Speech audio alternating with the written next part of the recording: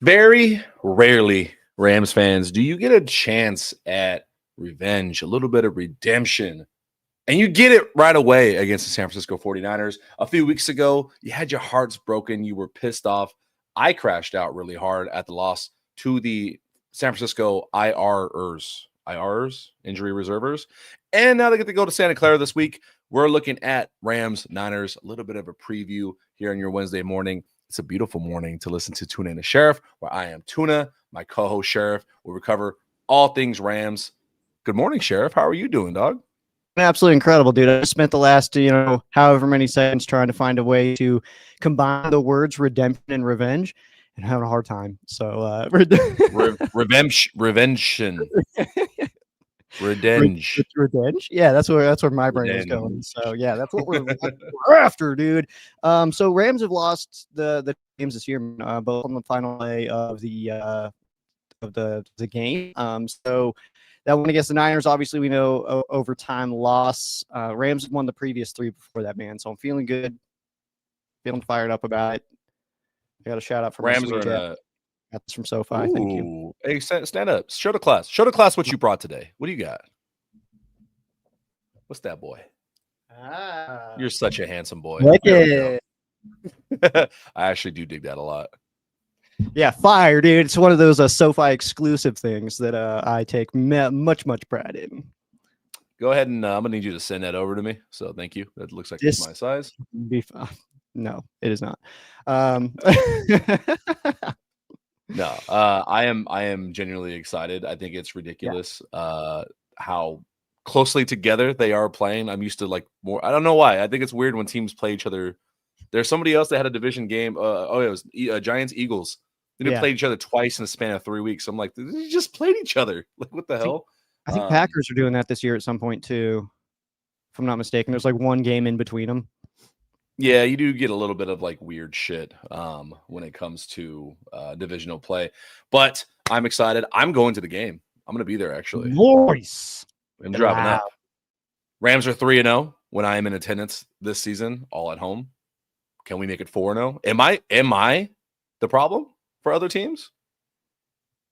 You might be. You might be the problem. I might be the problem.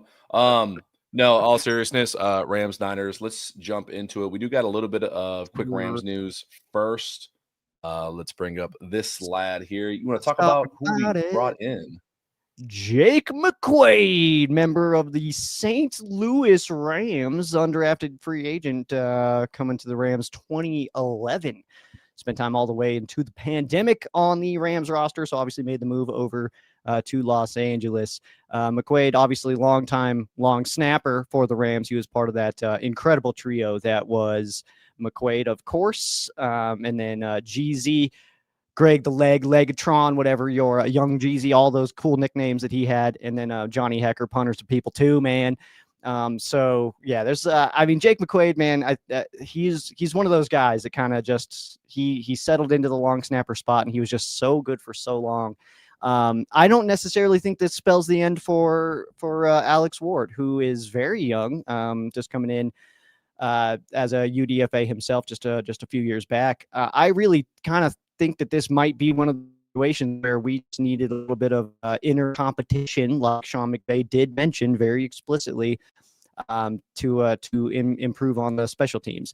It's very interesting to me. This was not a kicker decision. I actually have a whole topic about that on Rams Showcase this week about Josh Carty and the kicking of the Rams that I'll get into kind of more in depth on Rams Showcase this week. That'll be recorded tonight. But I think that Jake McQuaid coming in is maybe a little bit of a, hey, Alex Ward, this is how you do it, dude.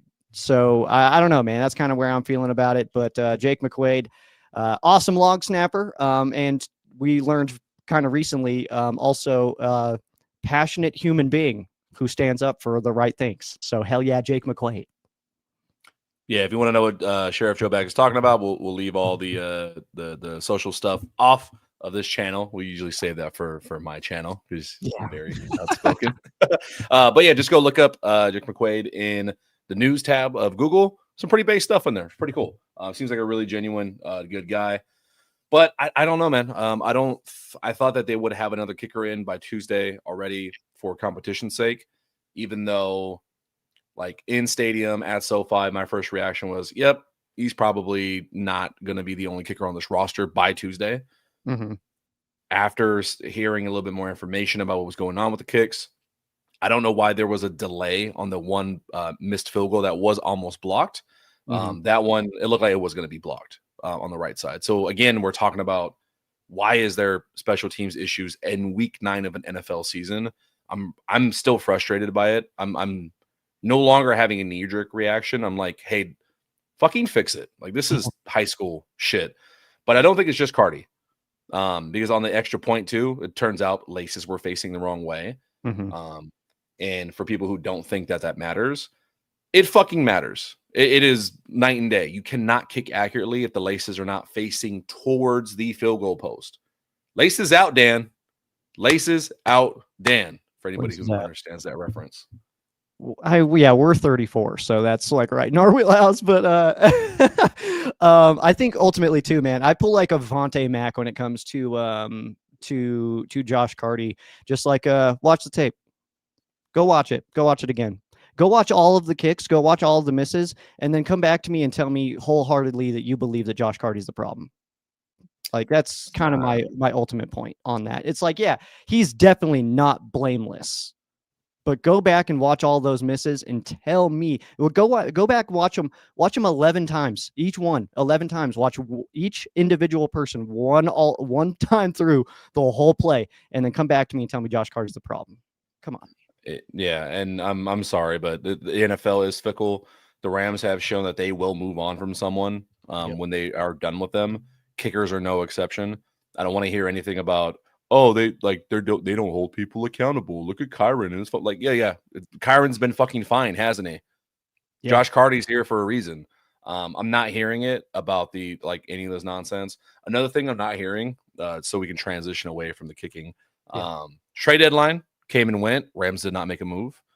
All I got to say is everyone needs to chill out about it. It does not mean the Rams are no longer a Super Bowl team. Because I'm seeing a lot of that. A lot of people are irritated because the Rams are not like, oh, they didn't make a splash headline. They didn't do F them picks like 2021. So damn, Stafford's MVP window is now wasted. What? Yeah. They brought in Devontae Adams in the offseason. Exactly. Like, he leads the league in touchdowns. So what the fuck are you talking about? That's exactly how I feel about it. And I mean, this comment just popped up as soon as I was pretty much going to say, good, hold on to the picks. I think we need those picks. I think I want those picks. I've never seen a fan base so mad that they have two first-round picks. Love them picks, man. Love them picks. I need a Sean McVay or a Les Snead mug that says "Love them picks" now, man. But I'm not mad about it. And I also don't think that it's that the Rams didn't make a move for lack of phone calls. I think that there were probably some conversations had, and then probably was like, okay, well, it's not the right time for us, or not the right move for us right now. So I wholeheartedly believe that. We know this team. I mean, I've covered this team now for well over a decade, and it's not for lack of at least inquiries. And it's so like people all okay. Fans, just because they didn't make a move doesn't mean they didn't try. Like, you can't assume, like, you are assuming Sean McVay and Les Snead are just sitting at home like, oh fuck, like, damn, hey Les, did you know the trade deadline was here? I forgot, man, I was so busy. They literally could have been offering the same thing for, say, a Sauce Gardner. Yeah, the Jets and Sauce could ultimately decide where it goes. They could be like, we're gonna send it to the Colts. It's not even like trade compensation. Sometimes it's relationships. That was, who knows? Like, yeah, that was going to be my exact example of, like, it's possible that the Rams had a better offer on the table for a Sauce Gardner, and then he was like, well, I'd rather go to Indy, and like, I don't necessarily think that that's true. I'm just saying example is like that kind of thing can happen and we do that to people. That's why sometimes we get trades where we're like, what? We got that for him? And it's like, well, that's because that's where he wanted to go, and we facilitated that. So there's different aspects of it. Tuna, are you frozen, or are you just very still right now? I can't tell. I think he's frozen. Staring contest, Tuna, go. Oh, there you are. I'm back. I heard most of what you were saying, though. Yeah, it's that's not how the trade trades and transactions in general, this isn't Madden where just because you submit something, oh shit, they're gonna take it. However, my camera keeps going in and out. That's awesome. So trade deadline came and went. The Rams coaching staff has decided, hey, this is our roster. This is who we're rolling with. This is who we love. I'm fine with it. I don't know how you feel. I feel absolutely totally fine, man. We're one of the best teams in the NFL right now. No reason to be mad that we didn't do something. Speaking of doing something, man, we've got a guy with a rocket launcher attached to his torso, and yeah, man. Hey, man, I made this. Do you like this? Do you like this? Yeah, it looks incredible, dude. Thank you. Yeah. I love it. It almost matches up with my background too. It's like almost totally. Hold on, let me see if I can. Almost. It just covers it. Yeah. Dang, I thought I was gonna be so cool there. All right, I'm gonna break this down like I'm that political guy that does the voting maps. Yeah. Holy Toledo. We've got Matthew Stafford in the league here. No, this is my MVP race. I'm biased as hell, but I am, as head propagandist for the Matthew Stafford for MVP campaign trail, Matthew Stafford should be number one. I do not have Jonathan Taylor on here because I'm not going to waste my time hoping MVP voters finally do a non-quarterback, because if Cooper Kupp ain't get it in 21, I'm not even going to show love to anybody else until they show otherwise. Straight up. I've got Sam Darnold on here, Josh Allen, because the rushing aspect. He has 7 rushing touchdowns already. Like, he's crushing it. Daniel Jones, I'm not going to fall in the recency bias because of one bad game. He is a huge reason why they are 7-2 along with Jonathan Taylor. And Justin Herbert somehow has this, like, one of the most injured teams in the league at 7-2. So I got to show him love as well. But Matthew Stafford leads the league in touchdowns, 21-2. He's been he's in the upper echelon with these, what is it? To have 20 touchdowns and less than 3 interceptions. And only people who have done that are like Rodgers, Brady twice, and Mahomes, and now Stafford. He's in rare air right now. And he's in year 17, and it's ridiculous. He is number one MVP. Absolutely agree. Matthew Stafford, obviously on fire, dude. The 21-2 ratio. I mean, obviously that's absolutely incredible. I know there's comments coming in talking about Drake May. I disagree that Drake May should be higher. Personally, I think that your list here is fairly pretty close to what I would put it at. I would slide Darnold probably down to 5 in this spot. Oh, the rest aren't in order. It's Stafford's just number one. The rest are just there because honestly, it's a group and it's malleable. It's going to change week by week. I left May off because of strength of schedule. I gotcha. I almost left Darnold off for the same reason, but yeah. And I know that that Brett's argument for May is that he doesn't really have any weapons, but I don't know. It's just they have not been playing really, really good teams. So I mean, I think I want to say this week they've got a good one. I don't remember what the schedule is, but yeah. So obviously Matthew Stafford, dude, I mean, he is just full on leading this team in the most crazy way right now. In those 2 interceptions too, man, let's call it what they were. Terrible straight throw, like awful throws, man. That one against the Eagles, thrown straight to Zach Bond on the Rams' first drive. And then that other one, man, it was to the left side. Was that against Tennessee? But it was yeah, against Tennessee. Those were the Matthew Stafford throws. You're like, you get one per game. Exactly, man. So it's like realistically, like, and he wanted those back the second that the ball was leaving his fingers. He wanted those ones back. So it's one of those where he could very easily be 21-0 right now on that ratio. And then we're playing against a team who has only 1 interception on the season as well. So I mean, we feel decent that he should be able to keep this streak alive and keep on leading this team the way that he has been, which is absolutely incredible, man. It feels like when the Rams need to go down and score a touchdown, we can. It just feels like that's something that is gonna happen with number 9 slinging the rock. And I feel like I'm banging my head against the wall when I see people like, oh man, Matthew Stafford, maybe we should think about the opportunity of possibly scheduling to talk about him in the MVP race. It's like, motherfucker, you're like already a month late. Like, he's been doing this. He's been impressive. You watch the film, and yes, I've watched film on the other quarterbacks. Mm-hmm. They are making the late throws, but consistently, like, go watch that first drive again from last week. It's not even fair, like how accurate he's throwing, and with the anticipation, nobody else is doing it like he is. So No quarterback in the NFL even throws that ball to Puka. It was a dime too. He was covered. He was covered as hell. Actually, if you watch when that ball was thrown, it's like that wasn't an open receiver, but we scored on it. That wasn't even the most impressive one. I do talk about it on my film review coming out actually before noon today. Nice. That was was it 3rd and 15 to Devontae? He threw the dig over the middle, and it happened to be a no look again. Yeah, ridiculous throw. He does it every week. It's unbelievable. It makes it like retroactively made more sense to me why he threw that pick against the Lions in the playoffs. It was like, oh, because he was probably no looking it, so of course the defender blended in with the rest of the stadium and stuff. It's like that's so crazy to think about. Like they actually used his no looks against him, which is nuts. Yeah. So, all right, I'm gonna set you up here, Joe. I'm gonna break down where we're at, what's on the table for this week, and I'm gonna need some feedback from you on this Niners team coming up. This is a big game. This is for first place in NFC West. This holds a lot of value right now in the NFC. The Buccaneers, they're on bye week, right? I forgot they existed for Bucks were on a bye week. They're off a bye week this week. They play. Dang it, man! Actually, I've got my notes here. The Buccaneers taking on the Patriots. That's the one. It's Bucks Patriots. You're back now, so there we go. Yeah. Are we back? Bucks and Patriots. The Bucks coming off of the bye week. Did you freeze like that? That's amazing, dude. That's absolutely. My thing is effing so hard right now. Hello? Yeah. Hi. I don't know what is happening this morning. It's a little frustrating. What was the last thing you said? Bucks were on a bye week last week. They play the Patriots. Oh, man, that was like a whole minute ago. Yeah, Seahawks playing phenomenal. They've got the 3 spot. And then Packers. Rams and Niners at 5 and 6. Yeah.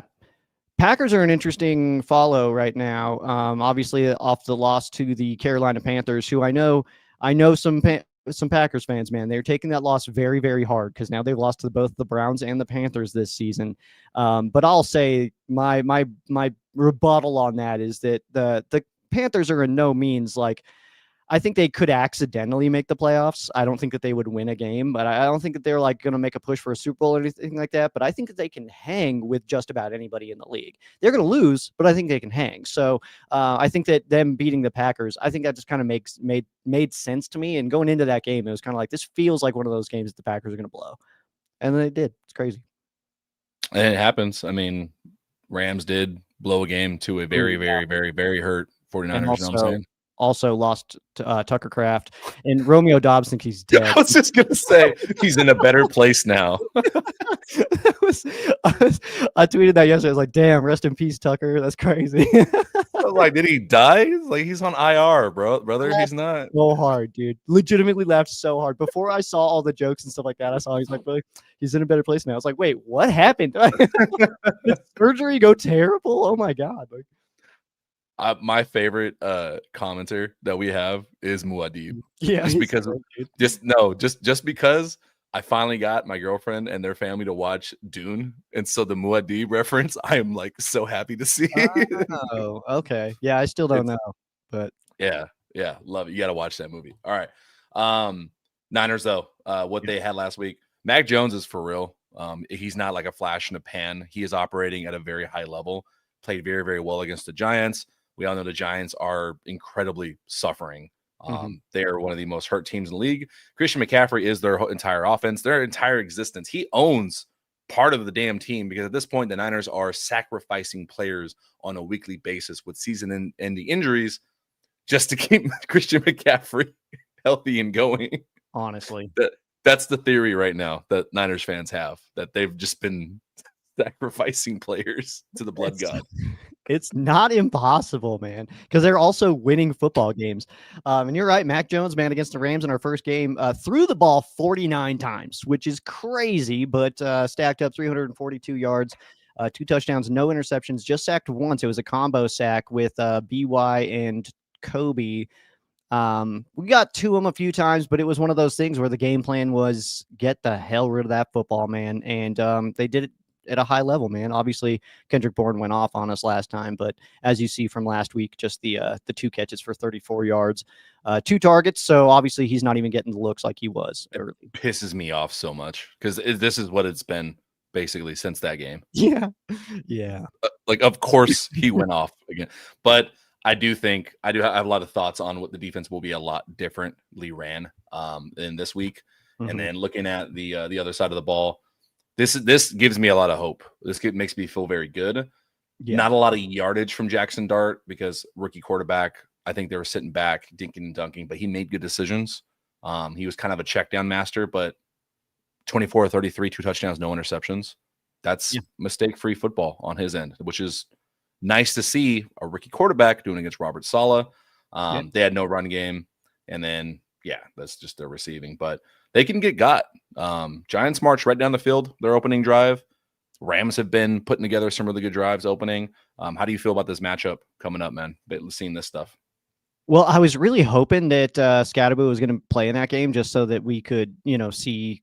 I was like looking ahead to that game of just like, oh, let me see how they defend him. Yeah. And then obviously we didn't get that, which is like, and it's like the Giants. It's like the NFC East, a division that we don't care about, stuff like that. But it's like that is such a football player, man, that you got to represent the football players. And when he went out, that definitely like the entire league took a hit with Cam going out. Which I almost cried, dude. He's turning into one of my favorite players in the entire league, man. He's so cool. He was so he went to Sac State where I went before he transferred to ASU. So I've been following. Like I watched Cam Scadaboo in person during the playoffs last time we were in there. And he was always an asshole at Sac State, so it makes me very sad. That's awesome, man. Yeah, he's killing it. But yeah, it's and then you think that that there wasn't a real run game for the Giants last week. Kyron coming off of a really strong game last week, over 100, and obviously punched it in. What was it? His court mandated touchdown. Yeah, it's community service at this point. That he's just required to get to his one every single game, so he got in the fourth quarter this time. So I really like the matchup, and you're right with Jackson Dart being able to play, that calmly, I guess, and just kind of work it down and not make a lot of mistakes. I feel good about Matthew Stafford's ability to do the same. Ooh-wee. Yeah. Yeah. I think it'll be a lot different this time because in the last few weeks, the Rams have transitioned from like trying to force the ball, running through the center of the line, establishing run and then play action. They've just gone to like, okay, we can pass first. Stafford's good enough. Just let him air it out. And then the run will come along with it. And it's been working for them the last few weeks since playing the Niners. Also, the defense has gone away from just playing deep cover 3. They're going to have more tape on Mac Jones. Both sides of the ball are just playing incredibly well. It's just the special teams that worries me. Like, you got to figure that shit out. That's absolutely true. Also, I have not been able to find info on whether or not Brock is expected back. Do you know? Brock's situation, along with like some others in the league, it's been weird this year where they're like, oh yeah, he's he's not quite he's gonna dress, but he's gonna help out in a role. It's like, what the fuck does that mean? Yeah, because I like Singletary saying is like maybe we get Purdy back and he just flounders and then we just create a quarterback controversy, dude. Like we've got in our division also, but we'll talk about that later. But with the Cardinals, but the 49ers, man. Because I'm one of them, dude. And I know that we disagree on this, but I think that Mac Jones. I don't necessarily want to say that Mac Jones is the better quarterback. I think that they're very similar. But I think that Mac Jones mentally, I think he runs that offense better. I think that Brock is way too quick to just find CMC, whereas Mac is more, I think, willing to find his other targets. Where Brock is just quick to if his first target's not there, CMC, where you at? And I think Mac does a better job at evaluating the defense. I'm excited to watch the tape a little bit more. I watched the first half of the Niners. I didn't really watch the second half because there was a lot going on last night in New York, so I was paying attention to that stuff. They say Brock is third emergency QB, but rolling with Mac. What a waste. Yeah. I agree. I'm going to go meh. We can just get somebody better. That's my thing, is we can just trade for Joe Burrow. I'm like, why would we go get Mac Jones? I was just gonna say the universe is aligning to where we might be right. I don't know. There's a situation in Cincinnati that it's getting weird over there. This is a really good point, actually, too. Kyle wanted Mac. Oh yeah, settled for Brock. Wanted Mac. Like that was a thing. So this might be, Shanahan's way of pulling a Rams move and just being like, we made a mistake. We're moving on.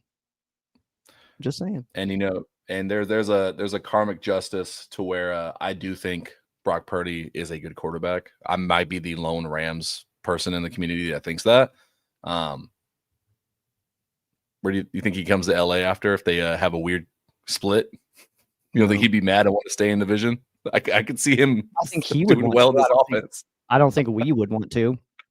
He doesn't pull your team up, man. He's not a leader. He's just a good quarterback. And that's fine. All starting quarterbacks in the league are good quarterbacks. That's totally acceptable. Spencer Rattler, he's a good quarterback, but some guys have a different level where they can pull your team up, and I don't think that's true. Brock is that.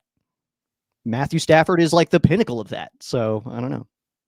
Oh yeah, if you're comparing to Matthew Stafford, I'm not comparing anybody to anybody. Yeah. I'm just saying we've got a guy who is like one of the best in the league of like leading men. I don't want to get some kid who just is decent at throwing the ball. I just don't think that's a smart move. See, I think he's got something to him. He's got some gusto to him. Like, bro, you don't accidentally get to the Super Bowl. Show me unless your name is Rex Grossman. That roster accidentally. Brad Johnson has a freaking Super Bowl ring. Don't give me that. You still have to do it. Brad Johnson's got a Super Bowl. Don't give me that. You got a team around you, man. Like, I don't know, man. I don't know. Brad Johnson gets it for putting up with Keyshawn Johnson. That was his superpower. That's how great he was. He had to deal with Keyshawn, man. Come on. He had a hell of a defense on that other side, man. Damn.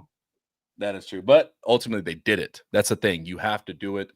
True. But then I'm countering myself because Brock didn't do it. They lost as well. Lost to Mahomes.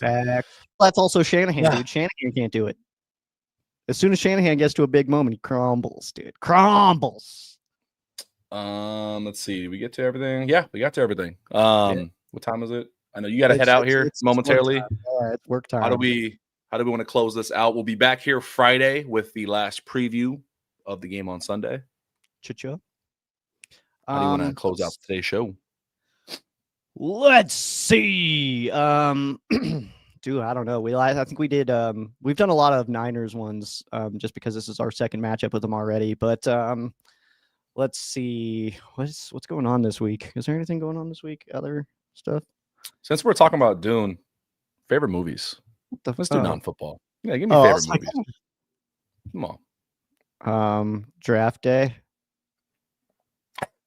He still kept it football. That's all I do, dude. Give me Inglourious Bastards. Okay. Give me Heaven Can Wait. What's that one? You don't know Heaven Can Wait? Dude, homework. You've got homework. Heaven Can Wait. It's a Rams movie, dude.